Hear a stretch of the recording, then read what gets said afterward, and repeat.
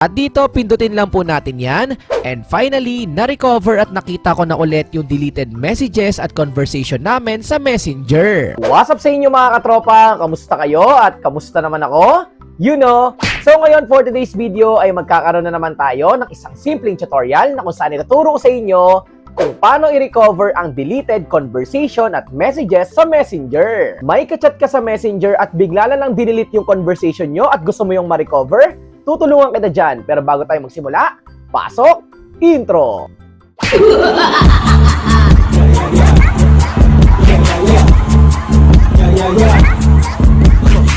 Yes, marami nga namomroblema sa ngayon dahil nga meron silang kachat sa Messenger at bigla na lang na-delete yung conversation nila. Ang possible na dahilan ay yung bagong update ni Messenger na end-to-end encryption or sinadya niya talagang i-delete yung conversation nyo. Kaya sa video na ito ay tuturo ko sa inyo ang dalawang paraan sa pag-recover ng deleted conversation at messages sa Messenger. At kung ready ka na, punta na tayo sa tutorial. Let's go! At ngayon naman po ay tuturo ko sa inyo kung paano nga ba natin mada-download yung chat history o yung mga pinag-usapan or conversation sa ating Messenger. So dito yung mga end-to-end encrypted chats lang po yung mada-download natin. So dito pindutin lang po natin yung tatlong bilog sa taas. Makikita po natin dyan yung privacy and safety at i-click po natin yan.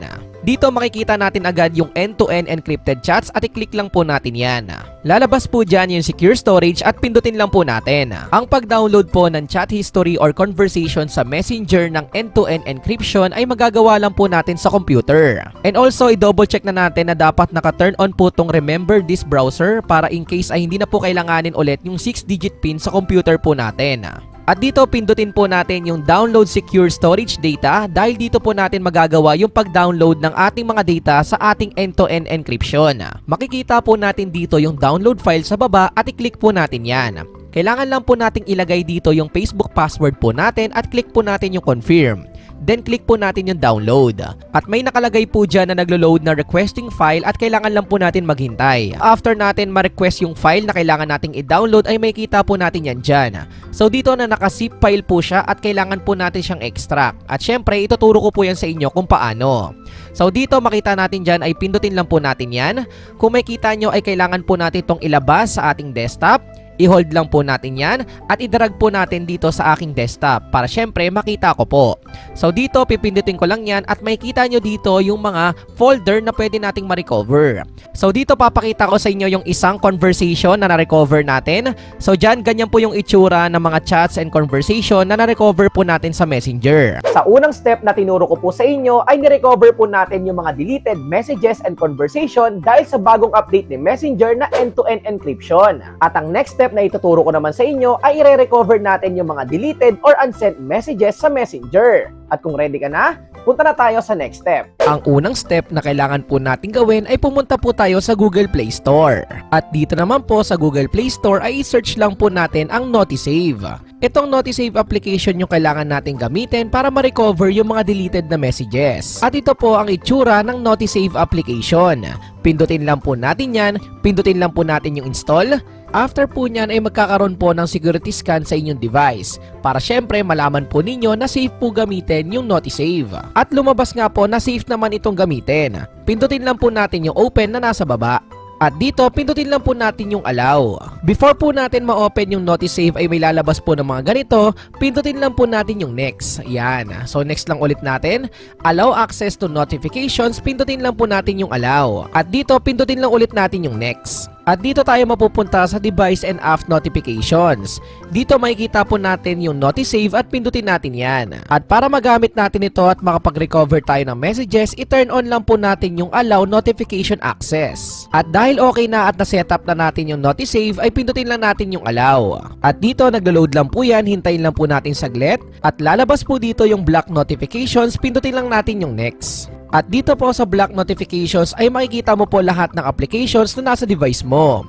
Dito ang next step ay pindutin lang po natin at i-turn on itong all apps na nasa gilid. Ibig sabihin lahat po ng applications ay nakablock po yung notifications maliban lang po sa Messenger. Paano po yung gagawin natin?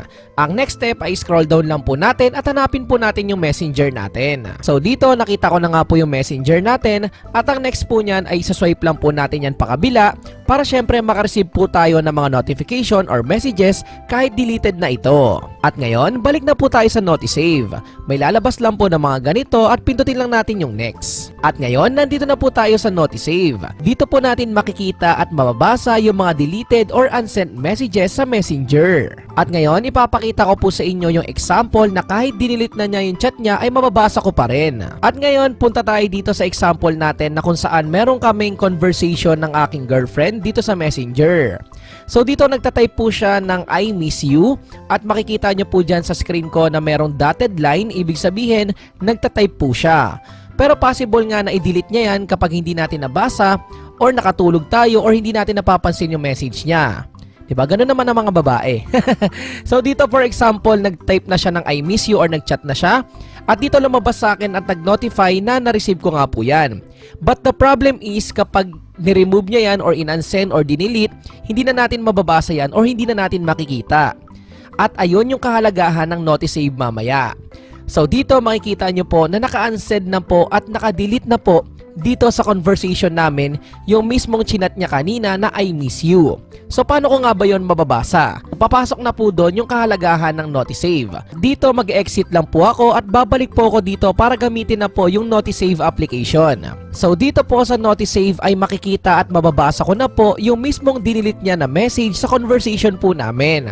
So dito makikita nyo lumabas na po yung messenger dyan sa may bandang baba at kailangan ko lang pong basahin yan at lahat po ng inansend or dinilit niya sa aming conversation ay dyan ko na po mababasa. At ngayon, ipapatry ulit natin ng isa pa na kung saan magta-type siya dyan ng another message or chat sa akin na I love you.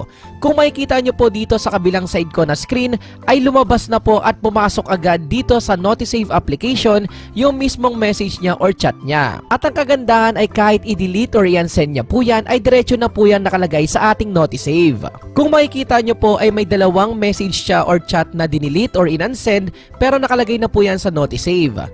Pero dito po sa normal na messenger po natin, ang nagre-reflect po dyan ay naka-unsend po yan or naka-remove. Automatic na po yan dyan. At dito, pindutin lang po natin yan.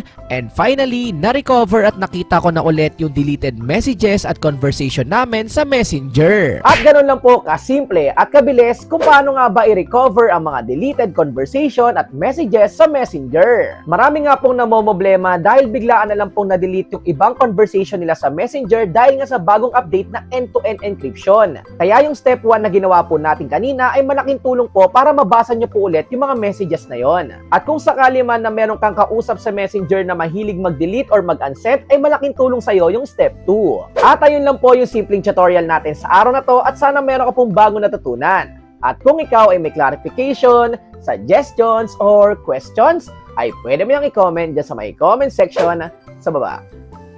And also, pwede mo ring i-like and follow yung Facebook account ko na makikita mo dito. At syempre, kung bago ka lang at napadaan ka dito sa YouTube channel ko, ay welcome na welcome ka. Pwede ka mag-subscribe at pinutin ang may wagang notification bell para sure at 100% sure na updated ka sa mga future uploads ko. Yun na! Peace out! Like, comment, subscribe! Peace! One love!